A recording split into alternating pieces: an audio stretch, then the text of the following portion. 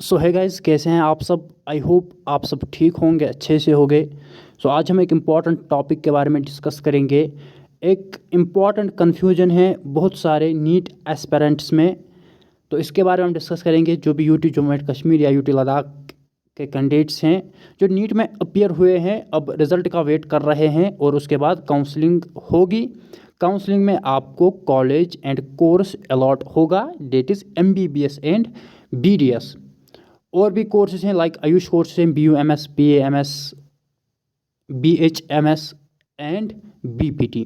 वो आयुष कोर्सेज हैं वो भी नीट के स्कोर के बेसिस पे आपको मिलते हैं। मेन जो कोर्सेज हैं MBBS एंड BDS वो भी आपको काउंसलिंग में ही मिलेंगे। जो कॉलेजेस हैं लाइक अब आपके पास GMC श्रीनगर हैं, GMC Jammu, GMC Baramulla, GMC Anantnag, GMC Kathua, GMC डोडा, GMC राजौरी। आपके पास सिकम्स मेडिकल कॉलेज श्रीनगर हैं और एस्कॉमस जम्मू हैं। सो ये जो कॉलेजेस हैं ये आपको मिलेंगे काउंसलिंग में, और काउंसलिंग आपकी जो होगी वो JKBOP के अंडर होगी। यानी JKBOP जो Jammu and Kashmir professional board of entrance examination है, JKBOP वही आपकी काउंसलिंग करता है। फर्स्ट राउंड ऑनलाइन होता है।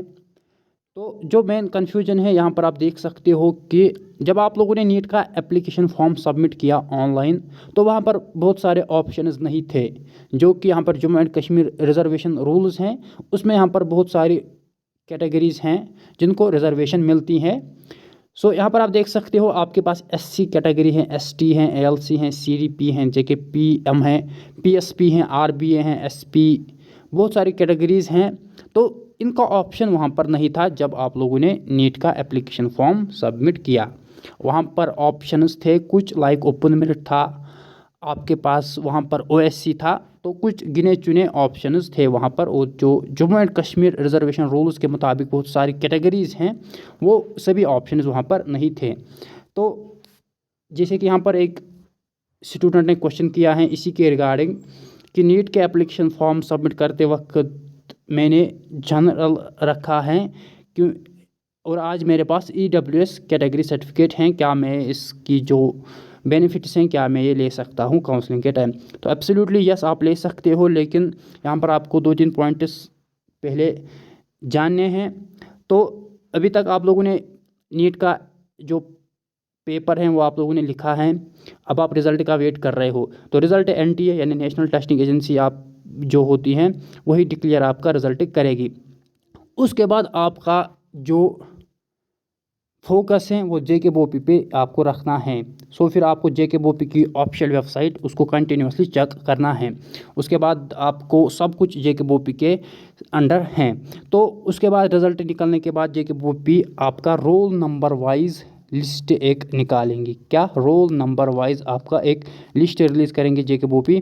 तो इसमें ऐसे सभी बच्चे होंगे जो UT Jammu and Kashmir and UT Ladakh से बिलोंग करते हैं, जो नीट में अपीयर हुए हैं। सभी बच्चे, चाहे 26,000 होंगे, 28,000 या 30,000 या 35,000, जितने भी बच्चे होंगे UT Jammu and Kashmir and UT Ladakh के जो नीट में अपीयर हुए हैं, जिन्होंने नीट का एग्ज़ाम लिखा है, वो इस रोल नंबर वाइज लिस्ट में होगा। तो जो ये रोल नंबर वाइज लिस्ट हैं, इसमें आपका नेम नहीं होगा, इसमें आपकी स्टेट रैंक या यूटी रैंक, अभी तो यूनियन टेरिटरी है, यूटी रैंक आपको वहाँ पर नहीं मिलेगी। ये simply roll number wise list होगा सभी बच्चों का जो UT Jammu and Kashmir and UT Ladakh से बिलोंग करते हैं, चाहे 26,000 हैं या 30,000 हैं, जितने भी होंगे। उसके बाद JKBOP एक नोटिस रिलीज़ करेगा जिसमें ये बोलेगा कि रजिस्ट्रेशन करने के लिए, देखो ये सबसे इम्पॉर्टेंट स्टेप है, ये सबसे इम्पॉर्टेंट स्टेप है रजिस्ट्रेशन के लिए, रजिस्ट्रेशन फॉर काउंसलिंग।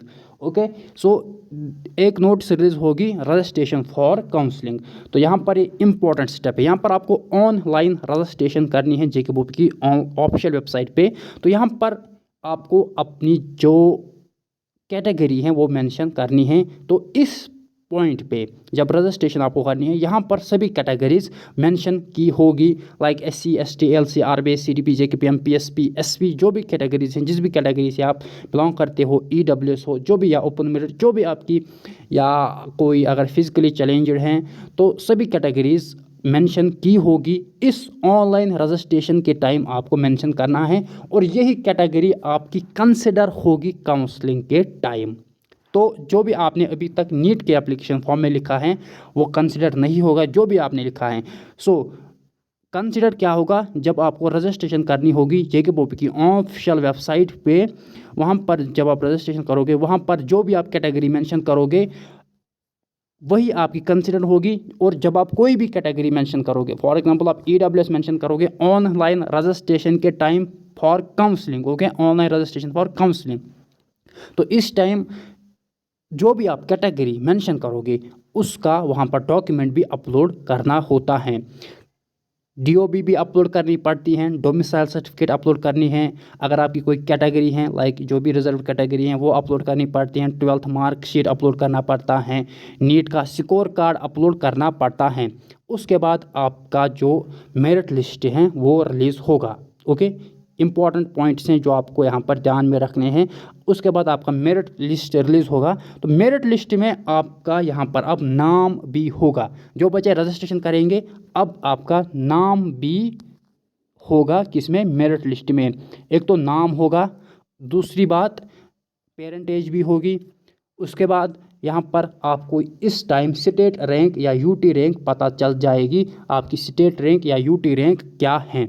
तो जो रोल नंबर वाइज लिस्ट है उसमें ना तो आपका नाम होगा, ना UT रैंक, ना स्टेट रैंक मेंशन की होगी, क्योंकि वो रोल नंबर सिंपली कितने बच्चों ने नीट का एग्ज़ाम लिखा है UT from UT Jammu and Kashmir and UT Ladakh. लेकिन जो मेरिट लिस्ट होगा इसमें आपका नाम भी होगा, parentage and most important point UT rank या स्टेट रैंक भी यहाँ पर मेंशन की होगी। और रजिस्ट्रेशन के टाइम आपको एक कैटेगरी अपलोड भी करनी है और मेंशन भी करनी है।